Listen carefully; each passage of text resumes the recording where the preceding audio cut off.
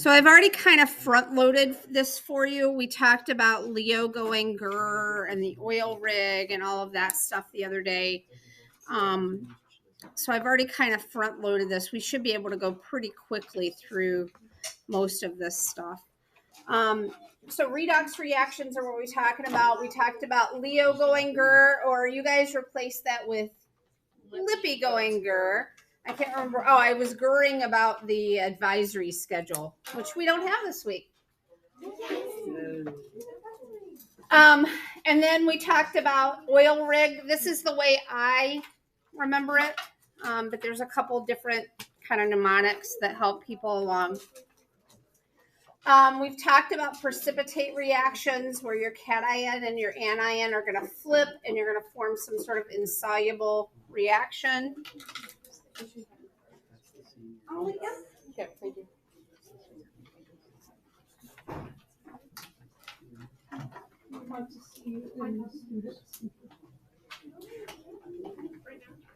As soon as possible. So I guess if you want to stick around for lecture, if you don't, then watch it on video. Okay.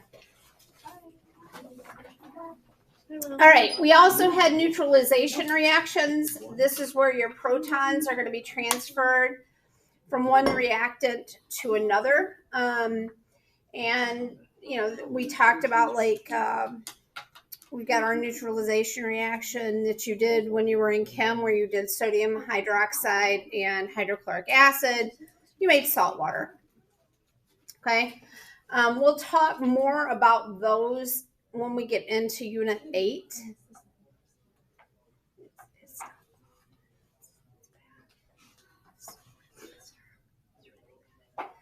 And then redox reactions where we're transferring electrons. And then one of the metal reactants is a metal in its elemental form. Okay. All right. Corrosion of metal is a redox reaction. This was the one that they kind of observed first back when they were in the old, beginning days of chemistry, into the alchemy days, beginning of the chemistry days, and that kind of vintage. This was one of the ones that they saw happening a lot. Okay. It's fine, Maddie. It's okay. Nailed it. All right. So when metal corrodes, each metal atom is going to lose electrons and form a cation. The cation then can combine with an anion, and it's going to form a compound, an ionic compound. In this case, it's going to be like iron oxide, which is rust. Okay. Oxidation, an oxidizing agent is one that's going to promote oxidation. It's going to lose electrons and they become reduced, and a reducing agent then causes something to become oxidized. So again, this is a flip of kind of the verbiage, and so you got to be careful with this one. Typically, they don't use that on the test, but you might see that in other text. Okay. When something loses electrons, it's going to be oxidized. So oxidation is loss. You're losing electrons. If you lose electrons, you're becoming more positive. If you gain electrons, you're going to become more negative, and you will be reduced. Okay. Again, first reactions that we saw this in involved oxygen, and so that's why it's called an oxidizing reaction. Okay. They're called oxidation numbers. That's what all the numbers are on your old periodic table that were up in the corner, the positives and negatives. Remember your orange periodic table from last year, or whenever you had this? I had all of these positives and negatives up here. We called those oxidation numbers. Okay. We might have referred to them as charges. Okay. But in the chemistry world, they call them oxidation numbers, and that harks back to back in the day when they were just looking at oxygen as one of your anions. All right. When an atom or ion becomes more negatively charged, that's going to be reduction. So it's gaining electrons. Okay. Here are some examples of oxidizing agents where you are taking like chlorine, you're adding 2 electrons and you're getting 2 chlorine ions out of that. And then down here we have different reducing agents where that metal is breaking down, it's becoming an ion, a cation, and giving off electrons. And essentially this is the way your batteries are going to work. Okay, when you create batteries, you're creating electrons, which are then picked up, and that flow of electrons is what is going to create your energy. And when your battery runs out, it's running out because it's run out of a metal that was producing these electrons. So if you've heard of different batteries, they talk about lithium batteries and zinc batteries and alkaline batteries. They're just talking about the metal that's in there that's giving off its electrons to produce that electricity. Because electricity is just moving electrons. That's what it is. Okay. So in general, these metals tend to be good reducing agents. All right. So we talked about oxidation numbers and how we track those. We did that a couple of days ago. Rules to assigning, again, elements in their elemental form are going to have an oxidation number of 0, neutral atoms and diatomic molecules. The oxidation number of a monoatomic ion then is its charge. Nonmetals tend to have negative oxidation numbers. Oxygen has an oxidation. What's going on, Lucky? Well, it's a dog here. It's driving me nuts. Happy Monday. Thank you. So oxygen has a number of -2, except when it's in a peroxide. And I talked to Mr. Schramm about what a peroxide is. A peroxide is anything that has an oxygen-oxygen bond. So when you are talking about like hydrogen peroxide, this right here is what makes that a peroxide. So you literally have to draw these out if you're in question about them to see if it's a peroxide or not. Okay. So that was one of the questions we had. Hydrogen then is a -1 when bonded to the metal, or +1 when it's bonded to a non-metal. And when it is hydrogen is a -1 charge, that is what makes it a hydride.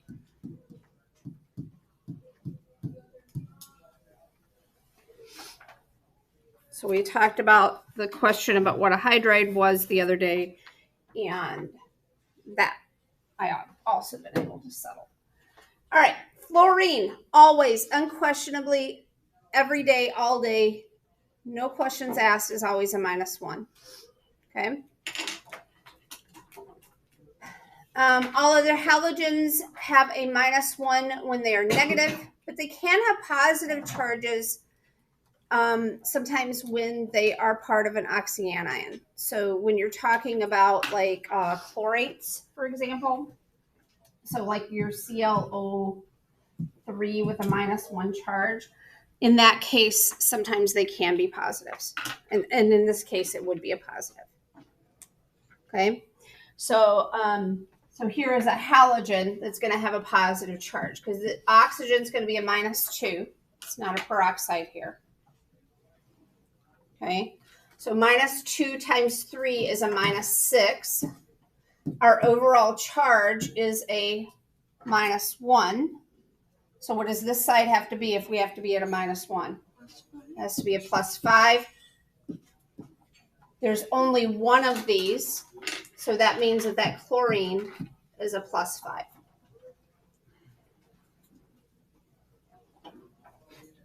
Sir?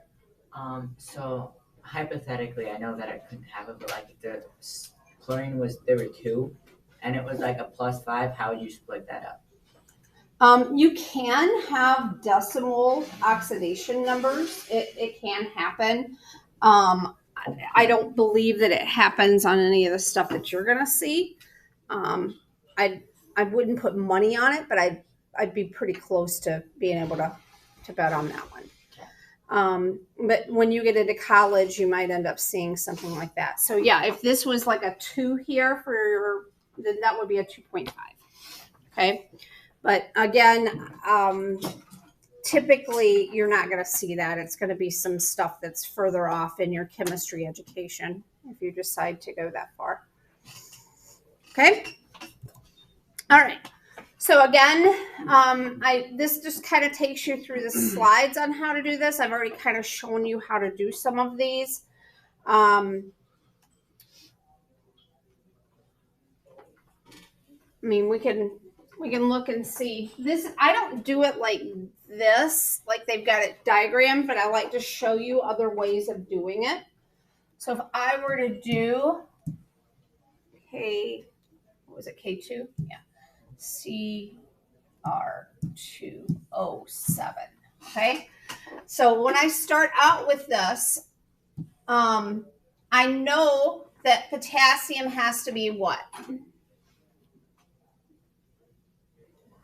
What is potassium's charge?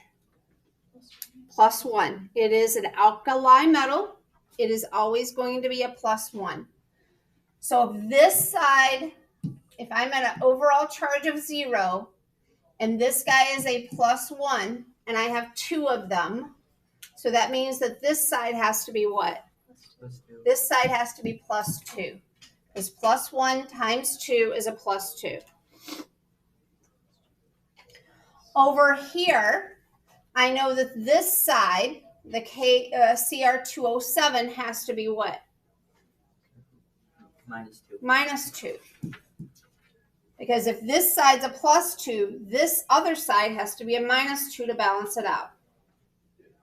Because it has to be at a 0. It's a compound. It doesn't have a charge up here. It's a compound. So if this side's a +2, this side has to be a -2.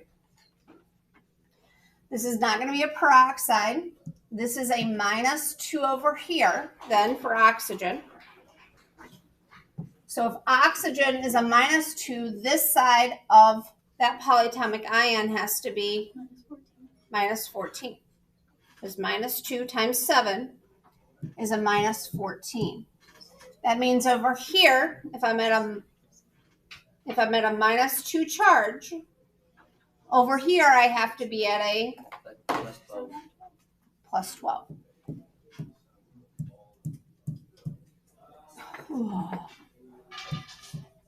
There. I have 2 of those chromiums. So 12 divided by is a +6.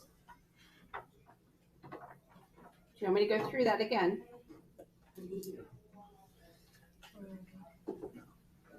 Make sense? Okay. And some of this you just have to practice. Like, you've got to do some of these. Like, you got to crank through them. And I've had to do that with you before, where I've talked about like Lewis dot structures, and like sometimes you just got to sit down and crank through, and then it'll click, and then you'll be like, oh, it was easy. And for some of you, it's going to take more than others, and that's okay. Some of us are in different places.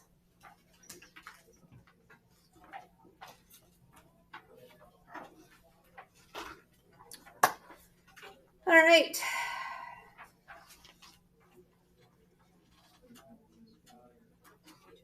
Spend a minute trying to figure these out. Do you want me to go through a couple more, or do you want to try some on your own? Work with the person next to you. Haley, you're going to have stellar conversations. Grace, Nicole, you guys can combine with somebody. Haley, you're somebody if you guys want.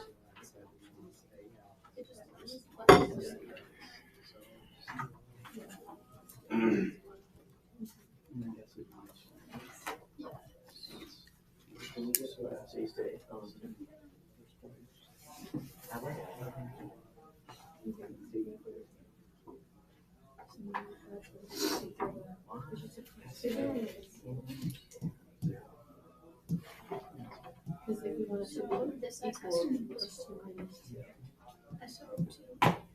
Because it has to override. I don't need these charts. Plus 6.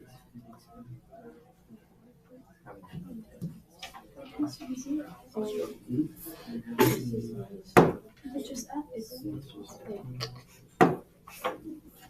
Yeah, but then minus 2.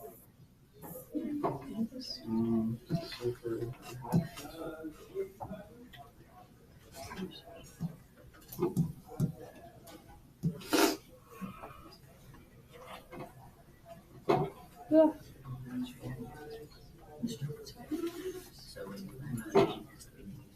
So It's right. you split that in one. Wait, I think it was right. I don't know. I think it is.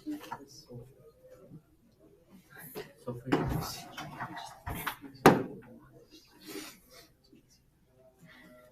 I didn't even know they had a split. It's like sulfur.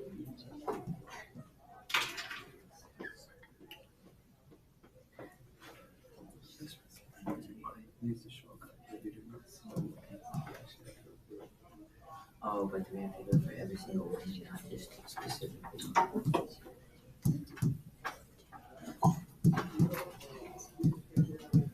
She wants to pair every single one.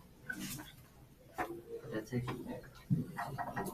2, 8.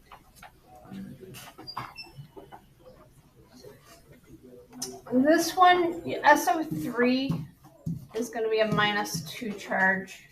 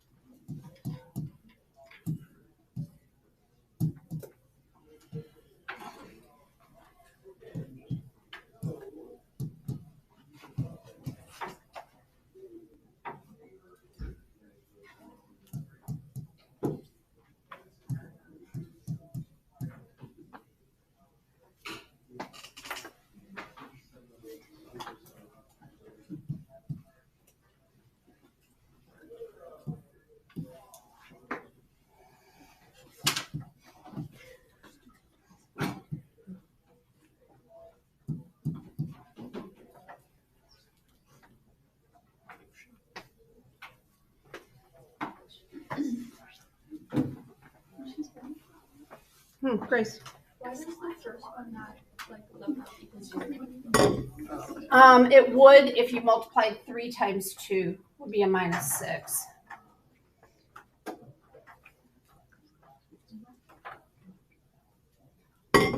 So I've got 3 of them, so it would be a +6 or a -6. I mean, you see what I mean? But you're just looking at what's inside the parentheses, so then you've got to divide that -6 by 3 to give you a -2. Need me to go through that one? There. Is ClO3 a -1 charge? Yeah. Which one is that? I always just thought it was Clam. separate. Separate. Clams. Which one is Clam. SO3? Nick Camel. Well, you can think of it as Yeah, he's not. He's not part of that. That's why. But you know How do we that know that one's on because there? you know Oh, that yeah. sodium is a +1. Okay, so but if how you did know- SO3 was. I told you up here. Okay. Oh, and is that part of nicotine? No, it's not. Oh my gosh. No, it's not. And that's why I had to give you that. Okay. And they would have to give you that.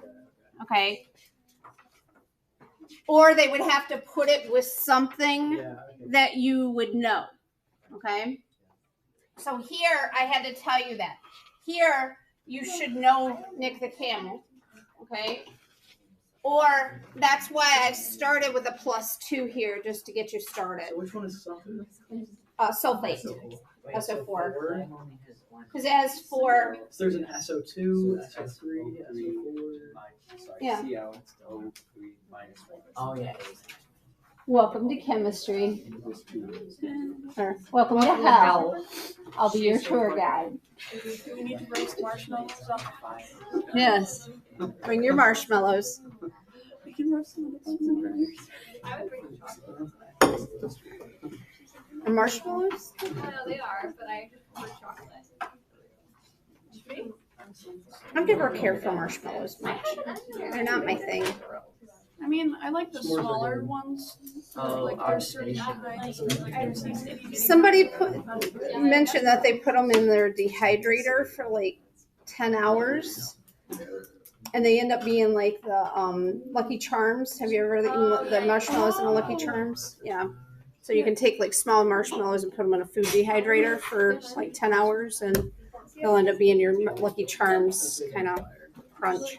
really tiny ones that taste like the Lucky Charms. I like those because they fit in a small bowl and they're tasty. Because there's probably a lot of sugar, but Oh, they're all sugar. Yeah. That's pretty much what marshmallow is. All right. Questions on this one before I move on? All right. So changes in oxidation numbers then will help you identify what is undergoing oxidation reduction. Again, an increase in oxidation number means that you are losing or donating electrons, and a reduction is going to be a decrease in oxidation number, which means that you're going to gain or receive electrons. Acronyms again, you can change it to Lippy goes GER and think about advisory. If we were looking at formation of potassium chloride here, where we take potassium and we take chloride or chlorine and we react them to form potassium chloride. If we break this down into the two different reactions that we're looking at, this is going to pop off of here when I move it. Okay, these are the types of reactions that you're going to end up having to do in Unit 8 or Unit 9. Okay, you have your potassium, you have your chlorine. This is a 0, this is a 0. When they come over here, this is going to be a +1 and a -1. So potassium went from a 0 to a +1. It became more positive, which means it lost electrons. Leo goes GER. Leo, loss equals reduction. So it's the loss of electrons on charges. No, Leo goes GER as oxidation. Yeah, it's the loss of electrons. Yeah. Yeah. So oil rig is how I remember it. So it lost electrons. That means it's going to be oxidized. So this is your oxidation reaction here. Okay. Your chlorine is going from a 0 to a -1. So it has gained electrons. Your chlorine is being reduced. If you take these reactions and actually look at what's happening, your potassium is forming a positive ion, and it is giving up electrons. Those electrons then are being taken up by the chlorine and forming an anion. if you combine those two reactions together, this is what those reactions will look like. This being your overall reaction down here where they talk about redox. So redox is just short for oxidation reduction, but we call it redox, reduction oxidation reactions. Okay.